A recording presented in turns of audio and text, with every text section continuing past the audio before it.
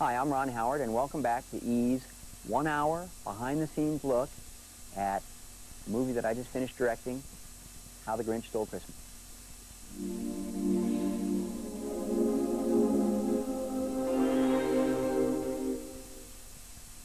Every aspect of this movie I looked at, I'd walk onto the set and I'd just go, come on, this is insane.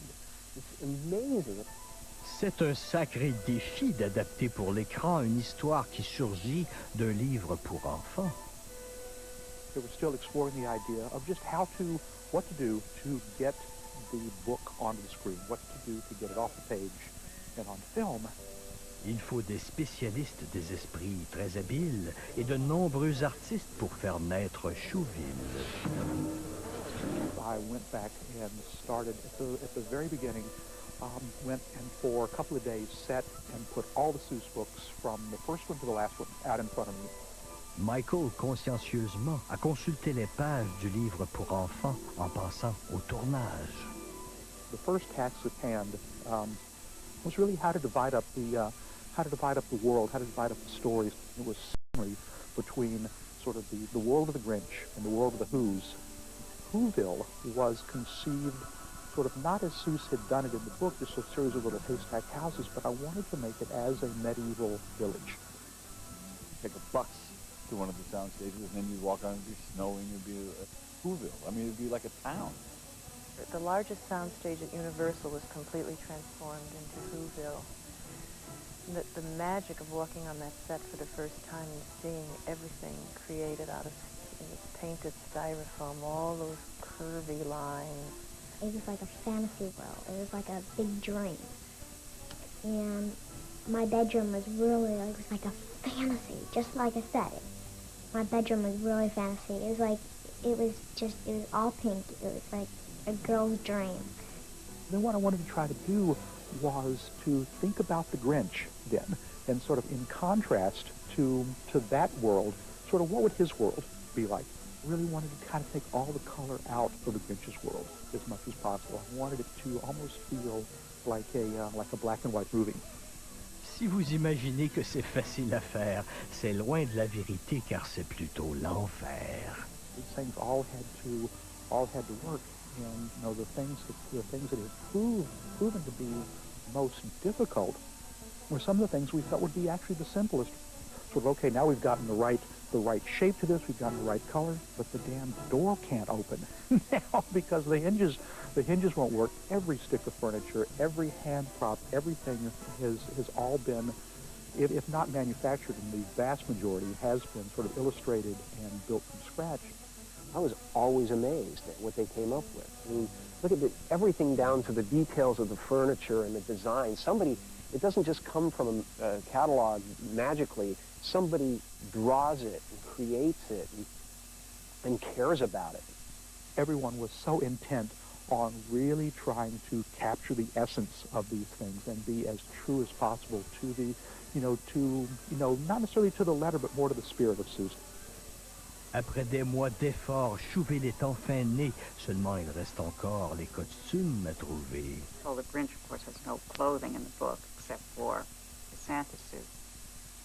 Dans un film pour enfants, on doit être habillé. Les costumes pour Rita, c'est une spécialité. We're locked into how do we solve the problem of turning humans into Who's without making them look too cutesy or clowny.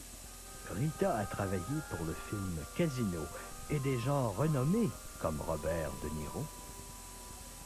Well, I tried to keep everything very simple. I tried to use materials that would have been available when Dr. Seuss was writing the book.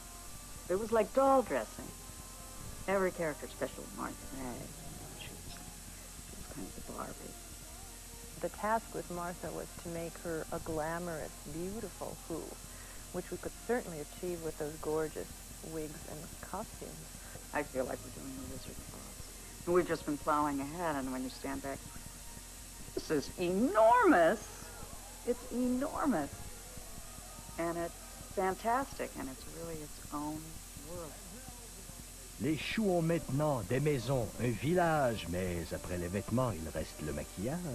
We had 5 months of close to 60 makeup artists, and I think 30 hairstylists working daily. Rick Baker, maquilleur, est un artiste à part, spécialiste à l'honneur. Il a eu 5 Oscars. That's the kind of movie that I always wanted to do. I always wanted to do a big scale fantasy picture.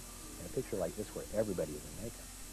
But I was also terrified of it. I've never done anything this scale. In Stage 16 or makeup and hair room. It was really a fun place to be. You would see people making Christmas ornaments, a hair out of Christmas ornaments, and, you know, and vice versa. The hardest thing was the prosthetics. That was like tough because it was like 2.5 hours every morning and then 3 hours. It takes a long time to do this, but the biggest challenge was really the hooves. And we had to figure out what they were. You know, the Seuss illustrations are very loose and very simple. I actually asked Mrs. Seuss, Audrey Geisel, if she knew what they were, when she came up with these. I know, they always look like bugs to me. On peut enfin tourner. Les choux ont leur décor. Il ne reste qu'à trouver une toile de fond sonore.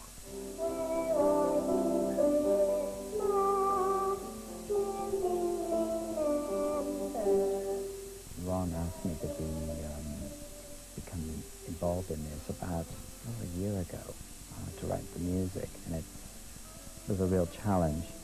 James est l'homme idéal pour écrire la musique. C'est lui l'auteur génial de la trame de Titanic. He very much wanted me to write a score that was whimsical and sort of crazy, yet at the same time had a tremendous amount of heart to sort of anchor the story. When I'm writing, I get a lot of musical ideas, thematic ideas, weird instrument ideas, mood ideas right away.